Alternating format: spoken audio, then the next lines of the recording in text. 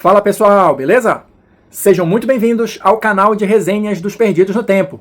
E hoje a gente vai seguir adiante, vamos continuar aqui na nossa gameplay de Vampiro, Sozinho na Escuridão, da 101 Games. Só lembrando, o Vampiro é um jogo que pode ser jogado da maneira solo, como a gente está fazendo aqui, mas também pode ser jogado no modo cooperativo ou no modo tradicional, né, do narrador com os jogadores. A gente está fazendo essa gameplay justamente para testar, vamos dizer assim, né, o modo solo, as possibilidades, fazendo um jogo aleatório e tentando, né, na medida que a história vai se desenrolando, passar e dar uma ideia geral de todas as regras, né, de como é que funciona um pouquinho o sistema na prática, beleza? Falando em regras, vou aproveitar aqui esses momentos iniciais para fazer duas correções a respeito do vídeo anterior, né, da nossa primeira sessão, que inclusive foram apontadas por inscritos aqui do canal, tá? O Ratoruja e o KKNST colocaram nos comentários do vídeo passado duas correções que eu comi mosca, passei batido, mas a partir de agora a gente vai incorporar aqui nos nossos jogos. Primeiro, no XP, eu cometi um erro no vídeo passado, porque é o seguinte, a gente encontrou o que aqui no livro é chamado de evento principal, ou ameaça principal, uma coisa assim. Nesse caso, é como se a gente tivesse uma mini história que se desenrolou justamente na sessão passada. Quando isso acontece, a gente ganha 1 ponto de XP por cada local visitado. Então, como visitamos 5 locais, nós ganhamos 5 pontos de XP por essa mini aventura, mais 1 ponto de XP padrão por cada noite de jogo, né? Então, no total, temos atualmente 6 pontos de XP. Eu vou corrigir isso lá na ficha, nas anotações. E a outra correção é justamente em relação a essa questão das cenas e da passagem de tempo.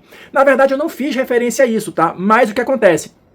Quando esses eventos se desenrolam, cada cena é considerada que demora mais ou menos 1 hora ali, entre deslocamento e a cena propriamente dita, né? Passa-se 1 hora. Não foi o suficiente para a gente chegar, por exemplo, no dia seguinte, para eu ter morrido queimado do sol e tal, nada disso. Mas a gente vai começar a ter isso em mente agora, caso esses eventos aconteçam novamente, beleza? Então, agora feitas as devidas correções, dados os devidos créditos para quem me corrigiu, chega de papo e bora para gameplay.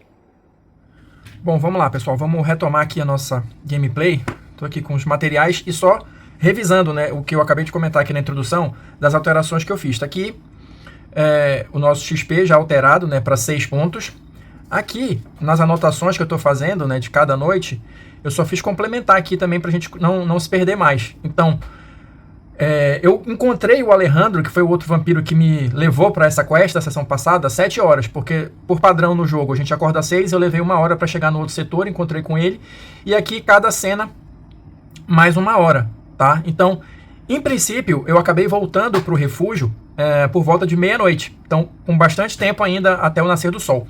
Uma outra coisa que eu esqueci, né, é o seguinte, eu poderia ter me alimentado desse vampiro. Desse vampiro não, perdão. Do caçador veterano que a gente enfrentou na sessão passada. E aí eu teria recuperado os meus ferimentos. Tá? Eu estou atualmente com 6 pontos de ferimento e eu tenho 14 de saúde. Então, assim... Mas, assim, por um lado foi até bom, porque hoje a gente vai começar obrigatoriamente com o Badington procurando uma presa, né, para ele poder se alimentar e recuperar os ferimentos. Porque o que acontece? Como é que funciona isso segundo as regras do jogo? Porque o nosso objetivo aqui também é ir com calma, devagar, passando pelas regras, né, para quem não conhece ainda ter uma ideia de como é que funcionam as coisas. Toda vez que o vampiro se alimenta de uma presa humana, ele recupera todos os pontos de saúde dele, né? Ele se recupera de todos os ferimentos. Qual é o detalhe? Cada casta de vampiro tem uma presa favorecida. Se você se alimenta de qualquer outro humano que não seja a sua presa favorecida, você recupera a sua saúde, tudo bem. Mas você não sacia a sua fome. E quanto mais fome você tiver, o demônio da sombra, né, a besta que reside dentro de cada vampiro, fica mais perto de aflorar. No caso, aí tem o seguinte, né? Você até pode passar algumas noites sem se alimentar, mas você precisa fazer um teste e ser bem sucedido. E o máximo de noites que você vai conseguir passar sem se alimentar é igual à sua quantidade de espírito. Então aqui, trazendo a situação para o caso específico do Badington, essa já seria a 2ª noite. Considerando que, em tese, eu tenha sido bem sucedido nesse teste antes de a gente começar, na noite passada eu não me alimentei, então essa seria a última noite em que eu conseguiria ficar sem me alimentar.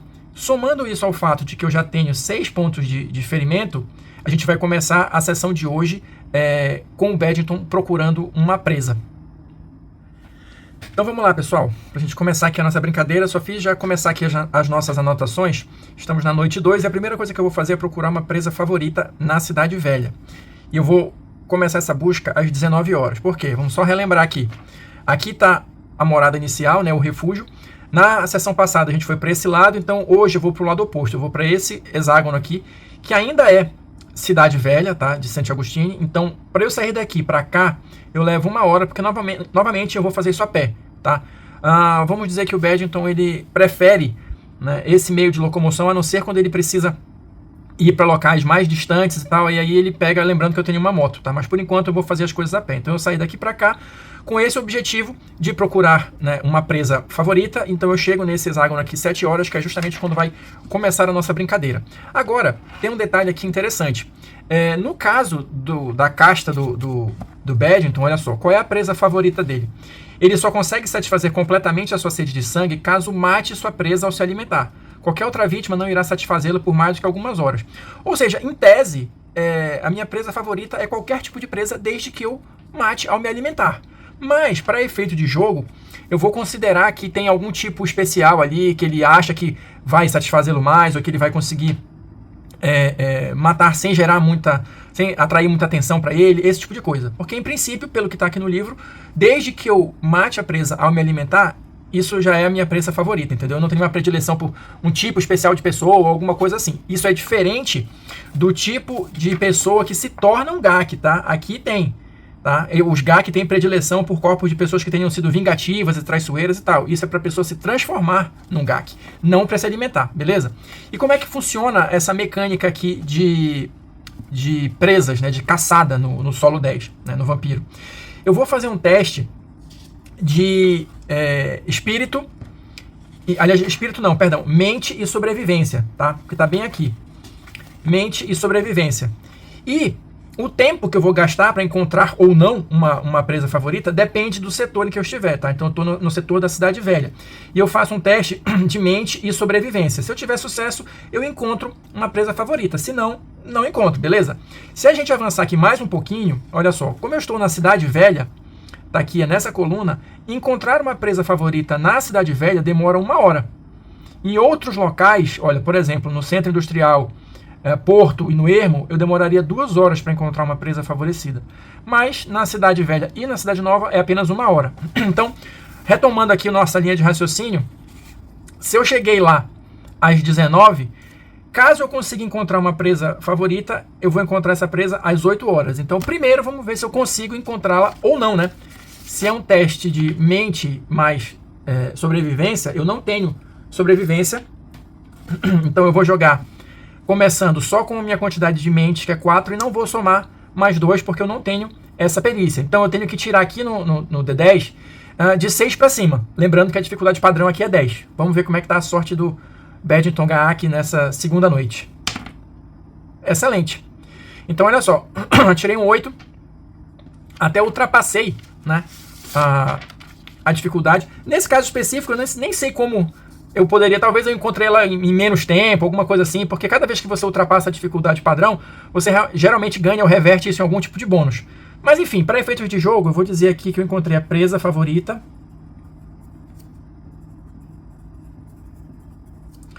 Às 8 horas. Tá? E aí, o que acontece? Vamos começar a tentar construir uma cena aqui bacana para a história. Quem acompanhou a criação de personagem, lembra que eu tenho esses dons das trevas aqui, tá? Um deles é justamente essa fusão sombria. Eu consigo me camuflar, vamos chamar assim, numa sombra que seja do meu tamanho ou um pouquinho maior que ele.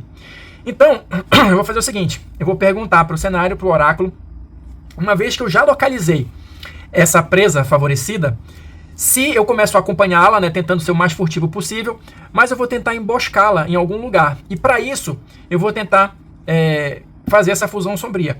O uso do poder é automático, mas eu vou perguntar para o cenário se existe, né, nesse caminho, e se eu consigo perceber um local onde eu poderia me camuflar usando essa fusão sombria e esperar que a vítima passe para que eu possa tirá-la de circulação e levá-la para um local mais discreto, onde eu possa de fato me alimentar. Então vamos ver como é que está aqui a minha sorte. Lembrando que nesse caso de 1 a 5 não tem essa sombra, e de 6 a 10 sim, eu encontro um local propício para essa emboscada.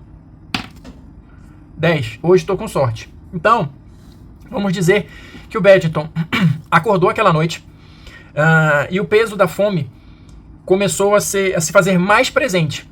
Não só porque ele já estava há 2 dias sem se alimentar, mas também porque ele ainda estava ferido em razão do combate com o caçador veterano na noite anterior. Então ele já sai de casa com esse firme propósito de encontrar uma presa para saciar a sua fome e, de lambuja, né, recuperar os ferimentos aí que ele sofreu. Então ele segue, né, ainda na grande área conhecida ali como Cidade Antiga, né, Cidade Velha, e passa um tempo ali observando a movimentação das pessoas. Ainda está relativamente cedo, ainda tem bastante movimento na rua, até que ele encontra uma presa que cai nas graças dele, para azar da presa, né? Alguém que ele percebe como fonte de sangue e de saciedade. Então ele começa a seguir essa presa e, para sorte dele, ele já vai maquinando ali na cabeça como ele poderia emboscar essa presa e, por sorte, ele consegue avistar um local que ele imagina ser propício para isso. Então o que acontece? Ele avança, né, em direção a esse local, fica, vamos dizer assim, na entrada de um beco, para a gente continuar naqueles esquemas bem clichês, mas vamos lá, na entrada de um beco, e esse beco é muito mal iluminado e a sombra dele se projeta um pouco no caminho da rua onde a presa, a minha possível presa, está passando. Então eu avanço, eu dou a volta no quarteirão, na verdade, e chego pelo beco pelo outro lado. E justamente me aproximo desse ponto de cruzamento onde a presa vai passar e onde o beco termina, e ali eu vou usar a fusão sombria. Como eu disse, eu não preciso fazer nenhum teste, eu só preciso ficar imóvel ali. Caso eu queira me mexer sem ser visto, eu preciso fazer um teste, tá? Então, só para efeito de cena aqui, vamos ver se eu consigo buscar, se eu consigo catar essa vítima, vamos dizer assim, sem que mais ninguém perceba. Olha só. Não, na verdade eu até confundi. Esse aqui, olha, somente pode ser detectado se tiver os sentidos da escuridão e leitura mental. Então eu estou mesclado perfeitamente a uma sombra maior do que eu. Então eu não tenho nenhum problema. São outros poderes que eu acho que ele precisa testar para se locomover. Então, partindo desse princípio, o Badington simplesmente aguarda que a vítima passe e aí ele puxa ela para dentro do beco. Mas, só para dar um gostinho ali de emoção no nosso jogo, vamos ver como é que as coisas se processam, eu vou perguntar de novo aqui para o cenário. Se alguém viu, não o Badington, mas a vítima sendo puxada para dentro do beco. Então de 1 a 5, não, ninguém viu. De 6 a 10, alguém viu. 6 a 10, alguém viu. Só que vamos lá, vamos construindo a nossa cena aqui. O Badington puxa a vítima para dentro desse beco escuro. A vítima não consegue nem gritar, ele já coloca a mão direto na boca dela justamente para impedir esse grito. E na cabeça dele tá tudo certo até agora, ninguém viu.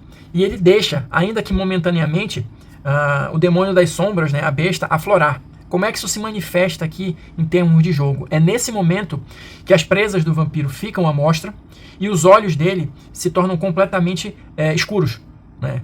Só que assim, claro, tá num beco escuro já, a vítima não vai perceber isso, né? Mas para efeitos cinematográficos, os olhos dele ficaram completamente escuros e as presas estão à mostra e ele vai começar a se alimentar dessa vítima. E aí, a gente vai fazer uma outra pergunta pro oráculo, para continuar nesse clima de emoção do jogo. Eu vou perguntar agora se o Badington consegue se alimentar da vítima e matá-la, consequentemente, antes que alguém que tenha visto ela ser puxada para o beco faça alguma coisa, ou dê um grito, ou vá lá ver o que está acontecendo, chame alguém, enfim, vamos ver o que acontece. Primeiro, se ele consegue, né, se alimentar antes que o fato da vítima ter sido vista repercuta na situação aqui. 7. 6 a 7 é sim. Então ele consegue concluir, né, essa alimentação dele. A vítima é deixada morta no beco. Então, já ia apagar o XP, não, vou apagar aqui os ferimentos dele. Ou seja, ele conseguiu se alimentar, tá zerado de ferimentos.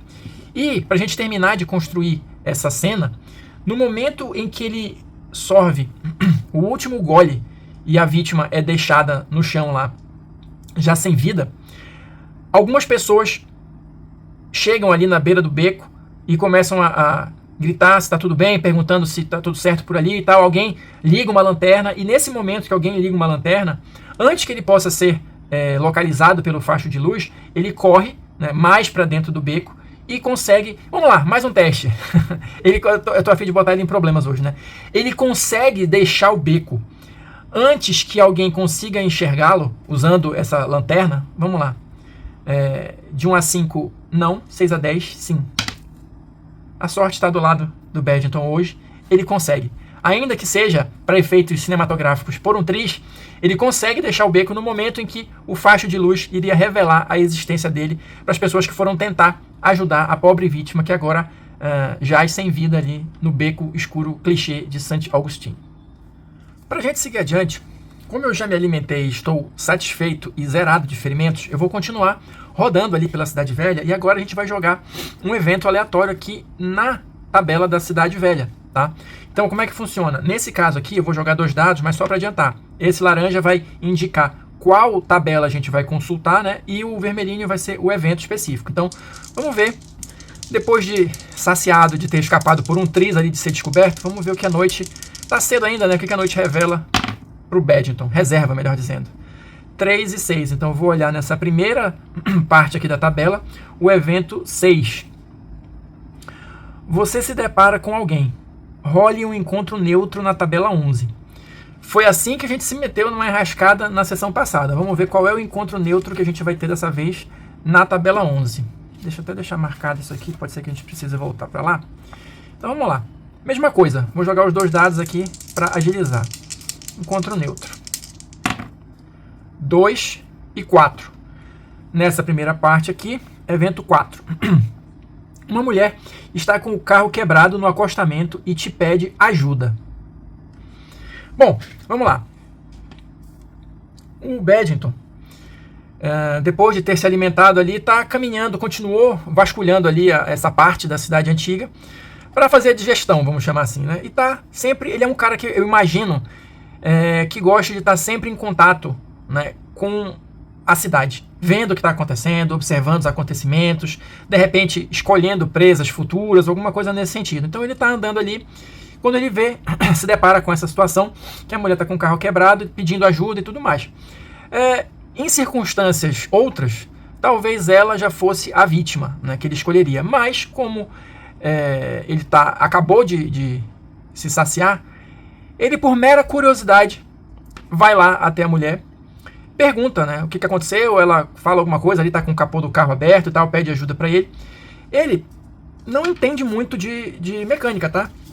Aliás, ele não entende nada de mecânica, ele não tem nenhuma perícia. Mas, primeiro, vamos lá, pra gente continuar no nosso jogo aleatório.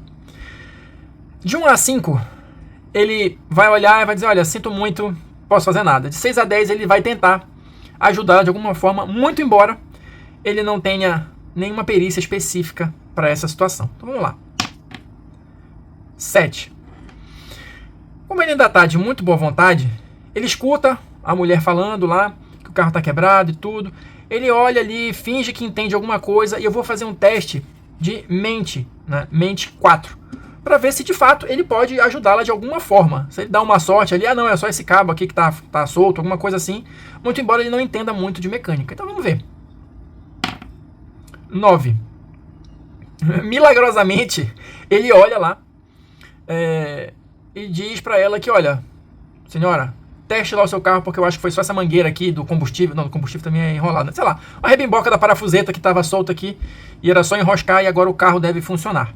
Então ela vai lá, testa o carro funciona. E, muito embora ela não saiba do perigo que ela passou ao encontrar com o Badington, por uma circunstância de pura sorte, ela consegue escapar desse encontro com vida. E o Badington não se sente, vamos dizer assim, bem com essa boa ação que ele fez, nem nada.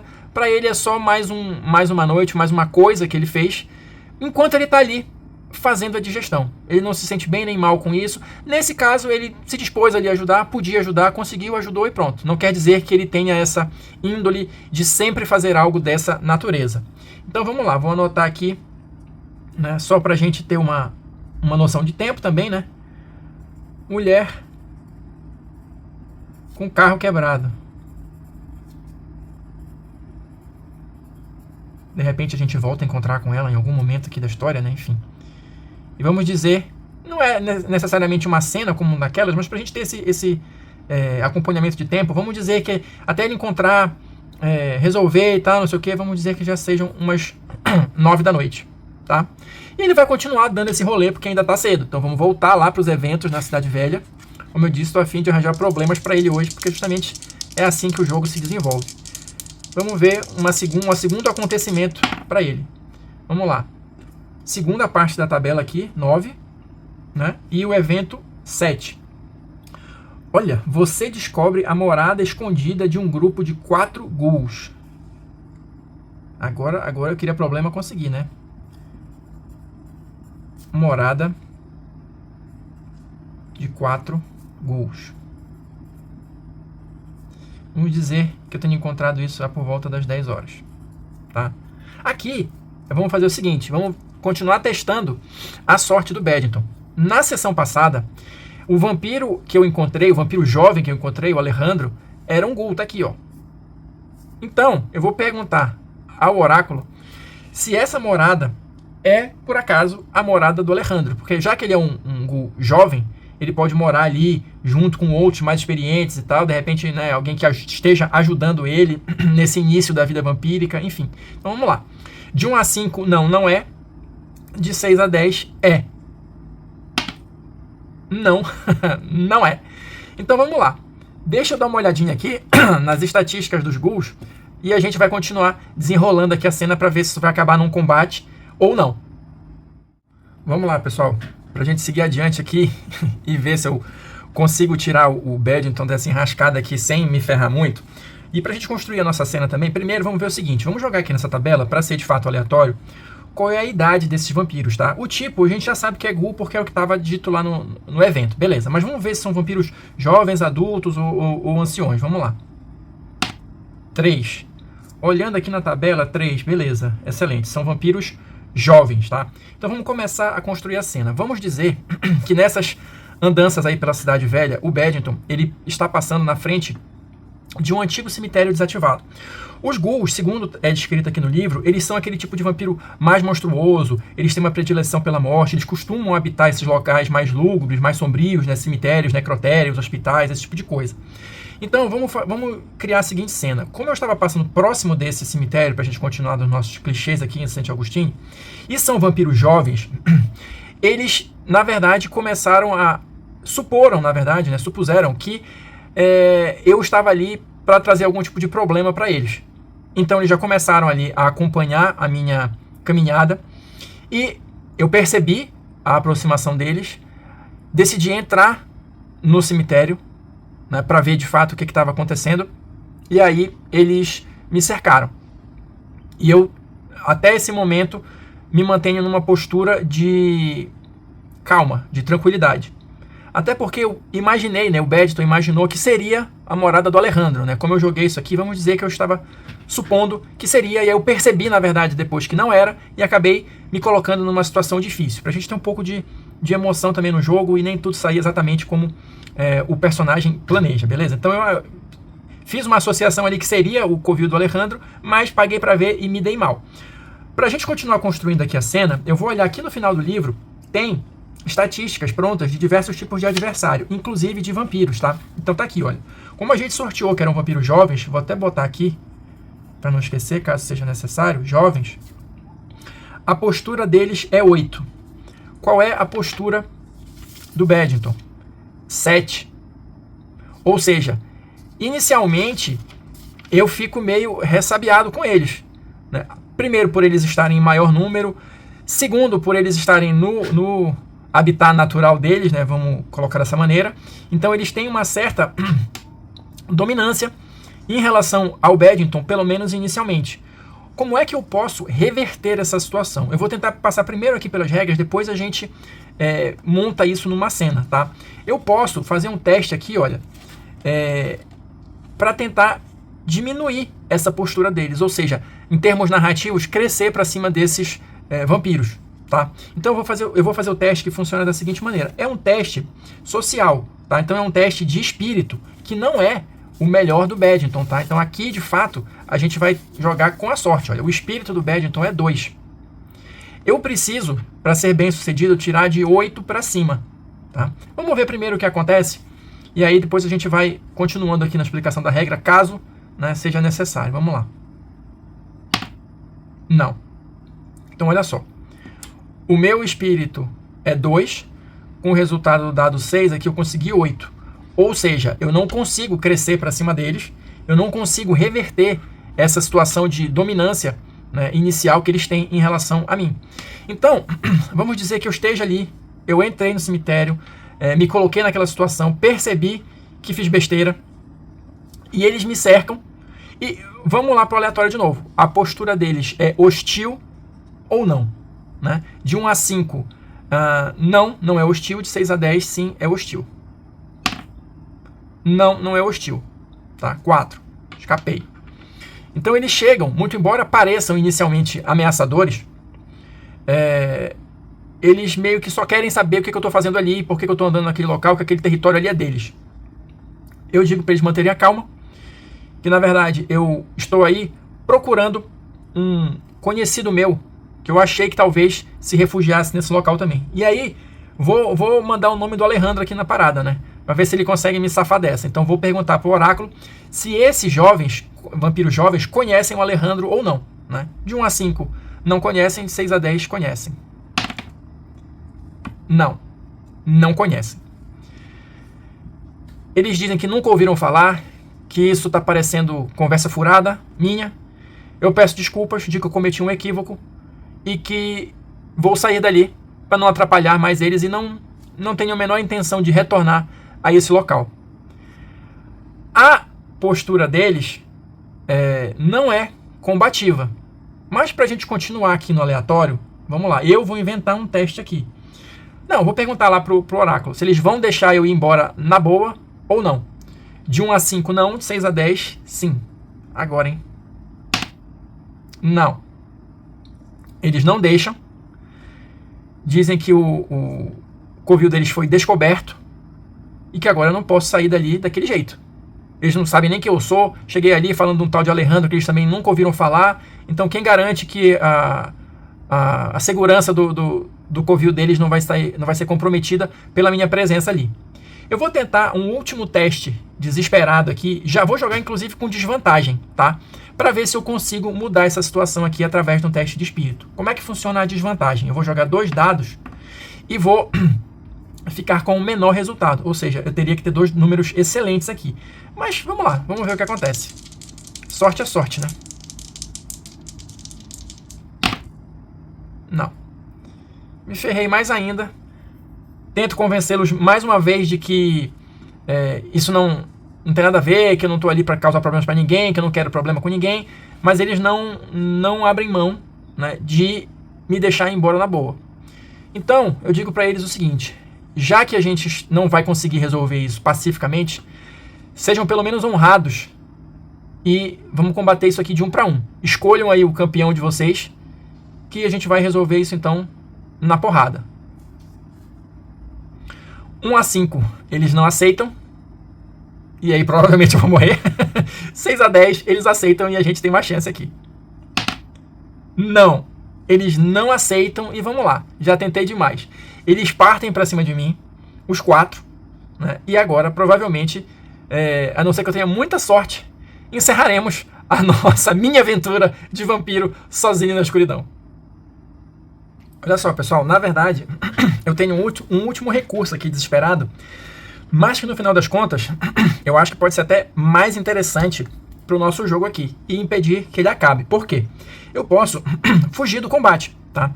Para eu fugir, eu preciso fazer um teste de corpo e atletismo, que o Badington é bom. E aí, se eu tiver sucesso, eu consigo me livrar dessa galera, mas aí entra em cena a questão da fraqueza dos GAC, da casta. Eles são vingativos. Então, assim, eu fujo, escapo dessa humilhação, mas essa galera vai me pagar e vai pagar bem caro. Né? Então, se eu conseguir fugir, eu vou ter por obrigação voltar aí e acabar com essa galera. Então, vamos ver o que a sorte vai reservar aqui pro Badington GAC e pra nossa aventura. Corpo mais atletismo, que eu tenho a perícia, então eu já começo com 7. Eu preciso tirar de 3 para cima aqui no dado. Em tese, tá tranquilo, né? Tá fácil, mas vamos ver. Nossa, fácil, mas foi na tampa, né? Então, beleza, mas tá valendo. 7 mais 3, 10. Dificuldade padrão. Os 4 vampiros ghouls jovens avançam, mas eu tenho essa leve impressão de que eles de fato são bem jovens na vida vampírica, porque eles atacam de forma não coordenada, vem meio na doideira, e como o Badington já é um pouco mais experiente, ele consegue escapar. Ele deixa esse cemitério antigo antes que os vampiros possam alcançá-lo, né? Então, com isso, eu vou só anotar aqui pra gente não se perder aqui na história. Eles não conhecem o Alejandro, tá? Porque isso aqui eu já vou começar a fazer plots, né?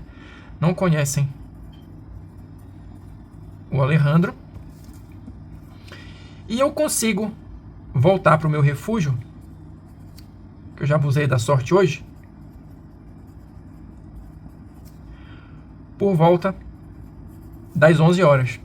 Mas eu não volto para o meu refúgio porque eu estou cansado, ou porque eu estou com medo, ou por nada disso. Não, eu volto porque eu vou começar a planejar cuidadosamente a vingança contra esses 4 ghouls sacanas, que a gente vai ver na próxima sessão.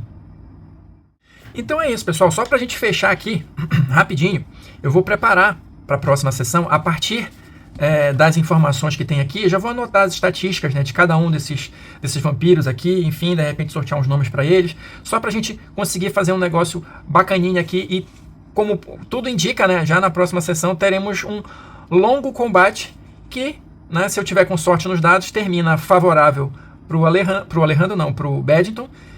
Se não, mais uma vez teremos uma chance de terminar a nossa mini aventura de vampiro sozinho na escuridão, beleza? Então, quem assistiu até agora, muito obrigado. Deixe o seu like, deixe seu comentário aí, né, para eu saber o que vocês estão achando. Se alguém detectou mais alguma falha que eu tive aqui nas regras, comenta aí, de boa, vamos construir isso aqui juntos, né? Eu não vou lembrar de tudo sempre, então, mas a gente vai incorporando aqui as coisas à medida que vocês forem lembrando, né, regras também que eu deixei passar batido, beleza? Então, por enquanto é só, a gente se encontra na próxima resenha, na próxima gameplay.